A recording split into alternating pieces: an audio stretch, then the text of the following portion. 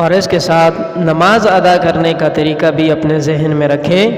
بہت سارے لوگ نماز کے طریقہ میں غفلت اور سستی کا مظاہرہ کرتے ہیں، جس کی وجہ سے نماز کا صحیح طریقہ نہیں آتا اور نہ ہی اس صحیح طریقے کی طرف دھیان رہتا ہے۔ تو اس لیے نماز کا صحیح طریقہ ہر مسلمان کو آنا یہ انتہائی اہم ہے۔ تو بہرحال یاد رکھیں کہ دوران نماز نمازی کی جو نظر ہے یہ قیام کی حالت میں سجدے کی جگہ ہونی چاہیے، اور رکوع میں نظر قدموں پر ہو، اور سجدہ کی حالت میں نظر جو ہے یہ ناک کی کونپل پر ہو، اور قعدہ کے اندر نظر رانوں پر ہو، اور یاد رہے کہ سلام کہتے ہوئے دائیں اور بائیں کندھے پر ہو۔ یہ بہتر اور اچھا طریقہ ہے۔ جب ہم ان طریقوں کی رعایت رکھیں گے تو ہماری نماز جو ہے خشوع خضوع والی ہو جائے گی۔ لیکن ہوتا کیا ہے کہ ہماری توجہ نہ ہونے کی وجہ سے قیام کی حالت میں نظر کبھی کہاں ہوتی ہے اور کبھی کہاں ہوتی ہے۔ تو اس لیے اس بات کا دھیان رکھنا انتہائی ضروری ہے، چونکہ اللہ کے حضور پیش ہو کر نماز پڑھنی ہوتی ہے۔ اسی طرح یہ بات ذہن میں رکھیں کہ نماز میں کھڑے ہونے کا طریقہ بالخصوص یہ جو پاؤں کے درمیان میں فاصلہ ہے، یعنی پیروں کے درمیان، بعضے لوگ بہت ہی زیادہ فاصلہ رکھتے ہیں، بعضے بالکل جوڑ کر رکھتے ہیں، تو ایسا درست نہیں ہے۔ تو بہتر طریقہ اور اچھا طریقہ جو ہے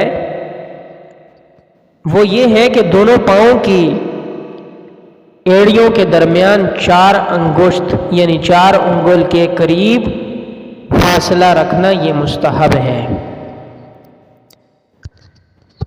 پاؤں کا انگوٹھا اگر سجدے کی حالت میں زمین سے اٹھ جائے، اپنی جگہ سے ہٹ جائے، تو یاد رکھو اس سے نماز مکروہ نہیں ہوتی، لیکن ایسا نہیں کرنا چاہیے، بلا ضرورت ایسا کرنا درست نہیں ہے۔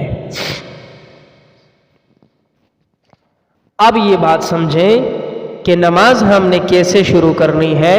تو یاد رکھیں نماز تکبیر تحریمہ کے ساتھ شروع ہوتی ہے۔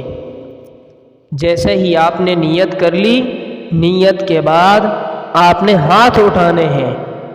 تو بہت سارے لوگ ایسے ہیں جن کو تو نماز میں ہاتھ اٹھانے کا طریقہ ہی نہیں آتا، اور مسائل کا علم نہ ہونے کی وجہ سے نماز میں بہت ساری غلطیاں کر جاتے ہیں۔ تو اس لیے تکبیر تحریمہ کا جو طریقہ ہے، یعنی تکبیر تحریمہ کے وقت ہاتھ اٹھانے کا، اس کے بارے میں حضور علیہ السلام سے 3 روایات منقول ہیں، اور تینوں میں الگ الگ بتلایا گیا ہے، مگر ان تینوں روایات کے طریقہ کار میں جو تطبیق ہے وہ یوں ہے کہ ہاتھوں کا نیچے کا حصہ جو ہے وہ کندھوں تک ہو، اور جو انگوٹھا ہے یہ کانوں کی لو تک ہو، اور جو ہاتھوں کی انگلیاں ہیں یہ سر تک ہوں، یعنی سر کے برابر ہوں، اوپر سر تک ہو، اور انگوٹھوں کو جو ہے کانوں کی لو سے مس کرنا چاہیے۔ بہرحال جو تینوں روایتیں ہیں، تینوں روایتیں صحیح ہیں، اور تینوں میں سے کسی ایک میں بھی کوئی تعارض نہیں ہے۔ بہرحال یہ وہ باتیں ہیں جو ہر ایمان والے کی ضرورت ہے۔ اسی طرح یہ مسئلہ ذہن میں رکھیں، بہت سارے لوگ ایسا کرتے ہیں، امامت کرواتے وقت جن باتوں کا دھیان رکھنا ہے ان میں سر فہرست جب اقامت کہی جائے تو اقامت ختم ہونے کا انتظار کرنا چاہیے، یعنی امام کو اقامت ختم ہو پھر تکبیر تحریمہ کہی جائے، اس لیے کہ اگر امام اقامت ختم ہونے سے پہلے ہی تکبیر تحریمہ کہہ دے گا تو اس سے جو اقامت کہنے والا ہے وہ تکبیر تحریمہ میں ساتھ شریک نہیں ہو سکے گا۔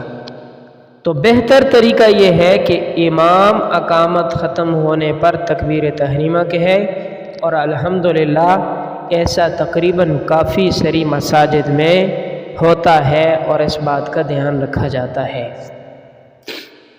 لیکن کسی کسی جگہ پر اس میں کمی کوتاہی ہوتی ہے۔ بہرحال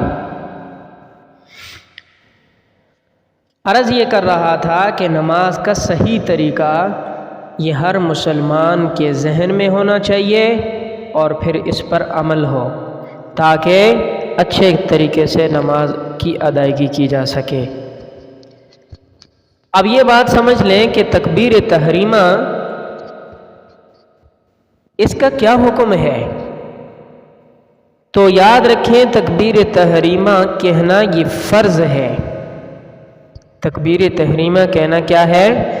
فرض ہے، اور جو باقی تکبیریں ہیں جس طرح رکوع کی تکبیر ہے اور سجدہ وغیرہ کی تو یہ سنت ہے، اس لیے اگر کسی شخص سے تکبیر تحریمہ کے علاوہ باقی تکبیروں میں سے کوئی تکبیر رہ جاتی ہے تو اس تکبیر کے رہنے کی وجہ سے نماز فاسد نہیں ہوگی بلکہ نماز درست ہو جائے گی، اس لیے کہ تکبیر تحریمہ جو ہے وہ فرض ہے، باقی تکبیریں جو ہیں وہ سنت ہیں، اگر ان میں سے کوئی رہ جاتی ہے تو نماز ہو جائے گی۔